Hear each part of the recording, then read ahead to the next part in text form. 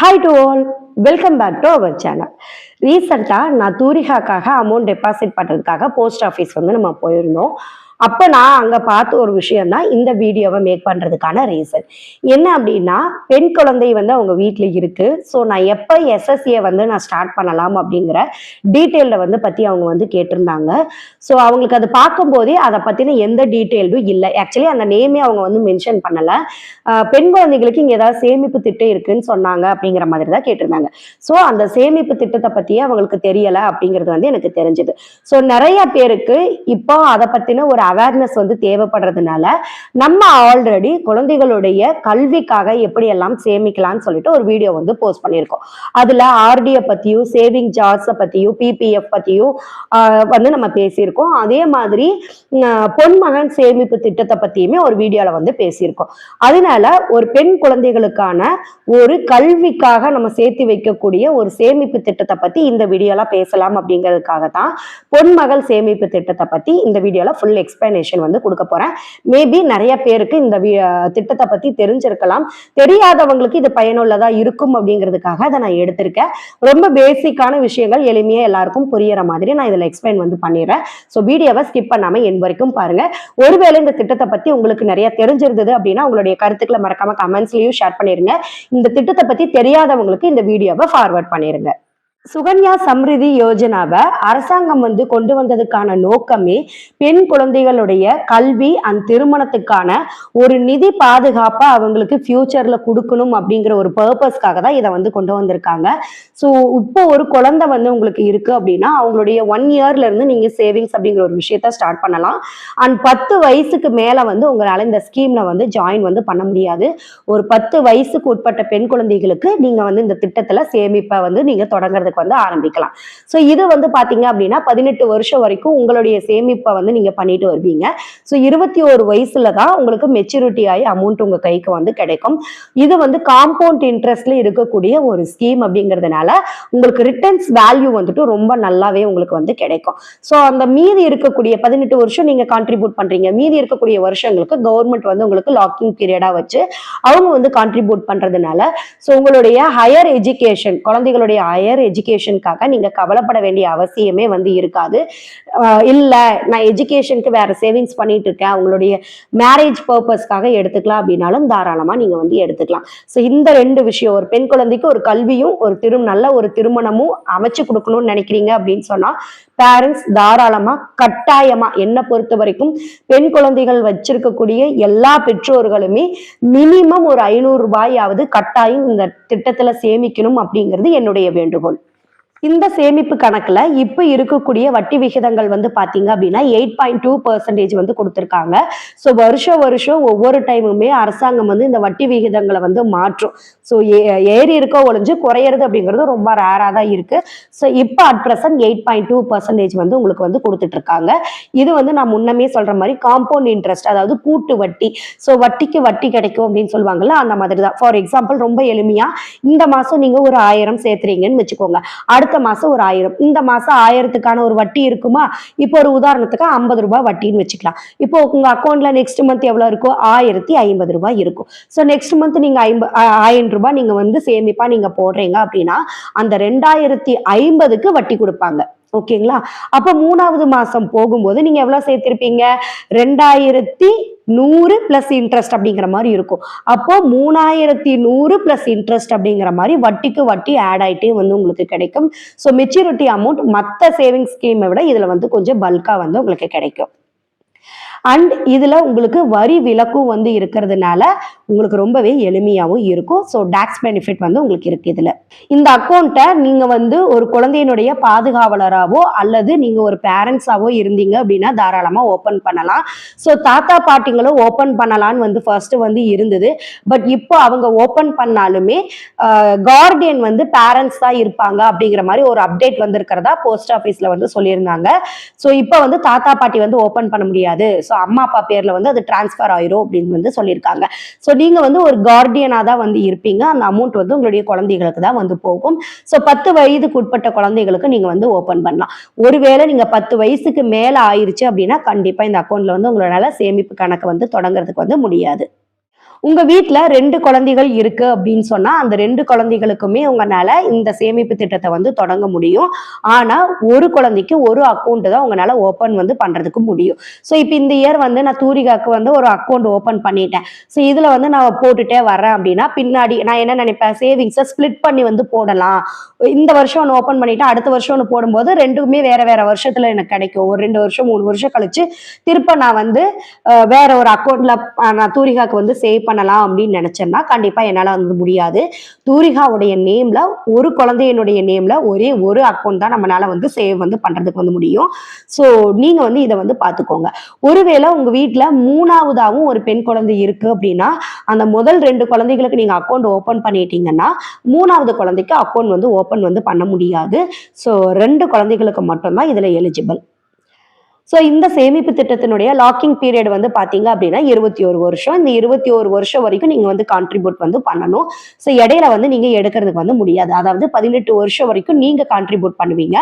மீதி இருக்கக்கூடிய 3 வருஷம் கவர்மெண்ட் வந்து கான்ட்ரிபியூட் வந்து பண்ணும். நீங்க பண்ணியிருக்கக்கூடிய அமௌண்ட் இப்போ ஒரு 10 லேக் வந்து சேவ் பண்ணியிருக்கீங்கன்னு வச்சுக்கலாம் ஒரு அப்ராக்சிமெண்டா. ஸோ அந்த 10 லட்சத்தை அப்படியே வந்து லாக் பண்ணி அவங்க வச்சுப்பாங்க 18 வருஷத்தினுடைய முடிவுல. ஸோ 19, 20, 21 இந்த 3 வருஷத்துக்கும் அந்த 10 லட்சத்துக்கான வட்டிக்கு வட்டி அப்படிங்கிற மாதிரி 3 வருஷமும் கவர்மெண்ட் வந்து உங்களுக்கு கான்ட்ரிபியூட் பண்ணும். ஒரு வருஷத்துக்கு மினிமம் நீங்க 1000 அதிகபட்சமா ஒரு 1.5 லட்சம் வரைக்கும் நீங்க வந்து இதுல அமௌண்ட் வந்து டெபாசிட் வந்து பண்ணலாம். மேக்சிமம் பேரண்ட்ஸுக்கு இருக்கக்கூடிய காமனான ஒரு டவுட் என்ன அப்படின்னா ஃபிக்ஸடா ஒரு அமௌண்ட்டை நான் இதுல வந்து சேவ் பண்ணணுமா அப்படின்னு கேட்கறாங்க. ஏன்னா 500ல இருந்து தொடங்கலாம், 250ல இருந்து தொடங்கலாம், 1000ல இருந்து தொடங்கலாம்னு சொல்றாங்கல்ல. நான் இப்போ ஒரு எக்ஸாம்பிளுக்கு 1000 ருபீஸ் நான் சேவ் பண்றேன் அப்படின்னா மாசம் 1000 நான் செலுத்தணுமா, ஜனவரி 1000, பிப்ரவரி 1000, மார்ச் 1000 நான் சேமிக்கணுமா அப்படிங்கிற ஒரு கேள்வி வந்து இருக்கு. அப்படியெல்லாம் இல்லை. ஒரு வருஷம் அப்படிங்கிறது ஏப்ரல் டு மார்ச் ஃபினான்ஷியல் இயரை அவங்க எடுத்துக்கிறாங்க. ஸோ நீங்க ஒரு ஏப்ரல் வந்து நீங்க ஸ்டார்ட் பண்றீங்க அப்படின்னா நெக்ஸ்ட் மார்ச் வரைக்கும் நீங்க மொத்தமாவே அந்த 12 மாசத்துக்கும் 1000 ருபீஸ் சேவ் பண்ணலாம். அதிகபட்சமா 1.5 லட்சம் நீங்க சேமிக்கலாம். இந்த 1.5 லட்சம் அப்படிங்கிறத நீங்க எப்படி வேணாலும் சேமிக்கலாம். இப்ப போனஸ் தீபாவளி வருது, போனஸ் கிடைக்குது, 30,000 இருக்குன்னா அந்த 30,000 கொண்டு போய் அதுல வந்து சேவ் பண்ணலாம்.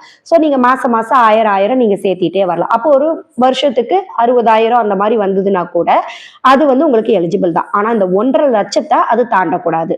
இந்த சேவிங் ஸ்கீம்ல நீங்க 2 விதத்துல பணத்தை வந்து டெபாசிட் வந்து பண்ணலாம். ஒண்ணு வந்து பாத்தீங்க அப்படின்னா மந்த்லி டெபாசிட், அதாவது நீங்க மாசம் மாசம் நீங்க வந்து ஒரு குறிப்பிட்ட தொகையை சேமிக்கலாம். Like 500 or 1000 rupees. இது ரொம்ப எளிமையா இருக்கும். உங்களுக்கு வந்துட்டு ஒரு கரெக்டான ஃபார்மேட்ல போறதுக்கு உங்களுக்கு ரொம்ப ரொம்ப ஹெல்ப்ஃபுல்லா இருக்கும். நான் பர்சனலி நீங்க இனிஷியலா ஸ்டார்ட் பண்றீங்க, ஒரு மிடில் கிளாஸா இருக்கீங்க அப்படின்னு சொன்னா இந்த ஒரு ஸ்கீமை தான் உங்களுக்கு வந்து நான் ப்ரிஃபர் வந்து பண்ணுவேன். ஏன் அப்படின்னா நம்ம மாசம் மாசம் ஒரு கமிட்குள்ள சிக்கணும் அப்படின்னா கரெக்டான விதத்துல நம்மளால சேவ் வந்து நம்மளுக்கு வந்து பண்றதுக்கு வந்து முடியும். ஸோ வருஷ கடைசி தானே அது அப்புறம் பார்த்துக்கலாம் அப்படிங்கிற மாதிரி இல்லாம ஒரு பொறுப்பான ஒரு விஷயமா வந்து இருக்கும். ஸோ இது வந்து என்னுடைய வந்து கருத்து. ஸோ ஒரு ஃபிக்ஸட் அமௌண்ட்டை மாசம் மாசம் நீங்க இன்வெஸ்ட்மெண்ட் வந்து பண்ணலாம். அண்ட் செகண்ட் மெத்தட் வந்து பாத்தீங்க அப்படின்னு சொன்னா உங்க கையில எப்பெல்லாம் பணம் கிடைக்குதோ அப்பெல்லாம் ஒரு குறிப்பிட்ட தொகைகளை சேவிங்ஸ் வந்து பண்ணிட்டே வரலாம். ஏன்னா ஒரு வருஷத்துக்கு நீங்க 1.5 லட்சம் வரைக்கும் நீங்க சேமிக்கலாம். அப்படிங்கும் போது கையில ஒரு 30,000, 20,000, 50,000 கிடைக்கும் போதெல்லாம் உங்களுடைய குழந்தைகளுடைய பேர்ல டெபாசிட் வந்து பண்ணிட்டு வரலாம். இது எல்லாருனாலையும் பாசிபிள் அப்படின்னு சொல்ல முடியாது இல்லையா? அதனாலதான் நான் அந்த மந்த்லி பிக்சட் அமௌண்ட்டை வந்து சேவிங்ஸ்க்காக கொண்டு போக சொல்லி நான் சொல்லியிருந்தேன். ஸோ இந்த 2 முறைகள்ல வந்து நீங்க வந்து சேவ் பண்ணலாம். ஸோ ஒரு குறிப்பிட்ட தொகை இப்ப நீங்க மாசம் 1000 தான் போடுறீங்க, மாசம் மாசம் 1000 பண்றீங்க அப்படின்னா நெக்ஸ்ட் மந்த் ஒருவேளை உங்க கையில 2000 இருந்தா 2000த்தையும் நீங்க வந்து டெபாசிட் வந்து பண்ணலாம் தாராளமா. 5000 கிடைச்சாலும் வந்து பண்ணலாம். ஆனா ஒரு மாசத்துக்கு எத்தனை முறை வேணாலும் பண்ணலாம். இதுவும் ஒரு சந்தேகம் வருது. சரி நான் மாசம் மாசம் 1000 பண்றேன், இந்த மாசம் மறுபடியும் என்கிட்ட ஒரு 2000 கிடைக்குது, நான் அது இந்த மாசமே பண்ணலாமா இல்ல அதை 2ஆ ஸ்பிளிட் பண்ணி நான் நெக்ஸ்ட் மந்த்துக்கு வந்து பே பண்ணலாமாங்கிற ஒரு சந்தேகமும் வருது. அப்படியும் இல்ல, நீங்க மாசம் 1000 ருபீஸ் பிக்ஸடா சேவ் பண்ணிட்டே வாங்க. ஆனா அது போக உங்க கையில அடிஷனலா கிடைக்குன்னா அதையும் நீங்க பண்ணலாம். ஒரு மாசத்துக்கு நீங்க மாசம் முழுவதும் கூட நீங்க வந்து பண்ணலாம்.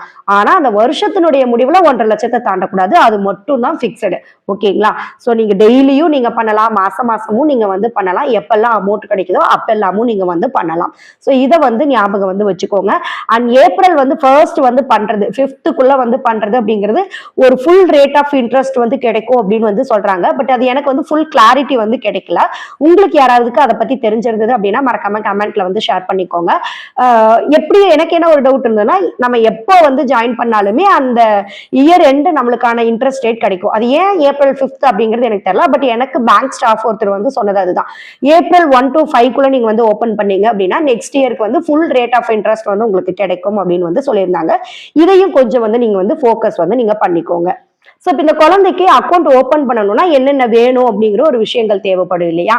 ஜஸ்ட் நீங்க குழந்தையினுடைய பர்த் சர்டிபிகேட், குழந்தையினுடைய ஆதார், அதாவது ஒரு 5 வயசுக்கு மேல இருந்துருச்சு அப்படின்னா கண்டிப்பா நம்ம ஆதார் வந்து எடுத்திருப்போம். ஒருவேளை உங்களுடைய குழந்தை 1 வயசுலயே நீங்க வந்து சேமிப்ப தொடங்குறீங்க அப்படின்னு சொன்னா அந்த குழந்தைக்கான பர்த் சர்டிபிகேட் மட்டும் இருந்தாலே போதுமானதா இருக்கும்.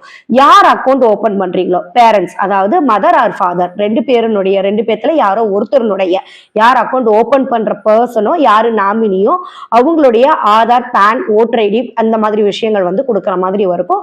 ஒரு சைன் பண்ணி ப்ரூஃப் வந்து கொடுத்து நீங்க அக்கௌண்ட் வந்து ஓபன் வந்து நீங்க பண்ணிக்கலாம். ஸோ இது எங்கெங்க ஓபன் பண்ணலாம் அப்படின்னா கவர்மெண்ட் பேங்க்ஸா இருக்கக்கூடிய union banks, SBI banks, Canara banks இந்த மாதிரியான பேங்க்ஸ்ல நீங்க ஓபன் பண்ணலாம். அண்ட் போஸ்ட் ஆஃபீஸ்லயும் நீங்க வந்து ஓபன் வந்து பண்ணலாம். நான் பர்சனலி தூரிகாக்கு போஸ்ட் ஆஃபீஸ்ல வந்து பண்ணியிருக்கேன். இன்கேஸ் என்னால இடையில கான்ட்ரிபியூட் பண்ண முடியல அப்படின்னா இந்த அக்கௌண்ட்டை க்ளோஸ் பண்ண முடியுமா அப்படிங்கிற ஒரு டவுட் நிறைய பேரண்ட்ஸ்க்கு இருக்கு. அப்கோர்ஸ் உங்களால பண்ண முடியல அப்படின்னா க்ளோஸ் வந்து பண்ணலாம். ஆனா நீங்க அக்கௌண்ட் ஓபன் பண்ணி 5 இயர்ஸ்க்கு அப்புறமா தான் இந்த அக்கௌண்ட்டை வந்து உங்களால க்ளோஸ் வந்து பண்ண முடியும். க்ளோஸ் பண்றதுக்கு 2 ஆப்ஷன் வந்து கொடுத்திருக்காங்க. ஒன்னு வந்து பாத்தீங்க அப்படின்னா ஏதாவது ஹெல்த் இஷ்யூஸ் இருந்துச்சு அந்த குழந்தைக்கோ உங்களுக்கோ இருக்கு அப்படிங்கிற பட்சத்துல அக்கௌண்ட்டை வந்து க்ளோஸ் வந்து நீங்க பண்ணலாம். செகண்ட் ரீசன் வந்து பாத்தீங்க அப்படின்னா உங்க பேரண்ட்ஸ்னால கான்ட்ரிபியூஷன் பண்ண முடியாத ஒரு நிலை வந்தால் அந்த பேரண்ட் இல்ல அந்த பேரண்ட்னால கான்ட்ரிபியூட் பண்ண முடியாத ரொம்ப ஒரு கிரிட்டிக்கலான ஒரு ஸ்டேஜ்ல இருக்காங்க அப்படின்னா கண்டிப்பா நீங்க இந்த அக்கௌண்ட்டை வந்து க்ளோஸ் வந்து நீங்க பண்ணிக்கலாம். இடையில எனக்கு பணம் தேவைப்படுற சமயத்துல பணத்தை இடையில எடுக்க முடியுமா அப்படின்னா எடுக்கலாம். உங்களுடைய ஹையர் ஸ்டடீஸ் பர்பஸ்க்காக, எஜுகேஷன் பர்பஸ்க்காக நீங்க வந்து இதுல இருக்கிற பணத்தை பார்ட் பேமெண்ட் வந்து எடுக்கிறதுக்கு உங்களுக்கு எலிஜிபிள். ஸோ இதுதான் எஸ்எஸ்ஒய் பத்தின ஒரு பேசிக்கான இன்ஃபர்மேஷன்ஸ். ஸோ உங்களுடைய குழந்தைகளுடைய எஜுகேஷன் பர்பஸ்க்காக சேவ் பண்ணணும், அதுவும் என் வீட்டில் பெண் குழந்தை இருக்கு அவங்களுக்கு இன்னும் கொஞ்சம் ஸ்பெஷலாக நான் அடிஷ்னலாக ஏதாவது ஒரு விஷயம் பண்ணணும்னு நினைக்கிற எல்லாருக்குமே கண்டிப்பாக இந்த சேமிப்பு திட்டம் ரொம்ப ரொம்ப ஹெல்ப்ஃபுல்லாக இருக்கும். ஸோ தொடர்ந்து சேமிங்க. இதை பற்றின வேற ஏதாவது சந்தேகங்கள் இருந்துச்சு அப்படின்னா மறக்காம கமெண்ட்ஸ்ல ஷேர் பண்ணுங்க. எனக்கு தெரிஞ்ச டீட்டெயில்ஸை உங்ககிட்ட நான் ஷேர் பண்ணிக்கிறேன். ஸோ நெக்ஸ்ட் ஒரு வீடியோஸ்ல பார்க்கலாம். பாய்.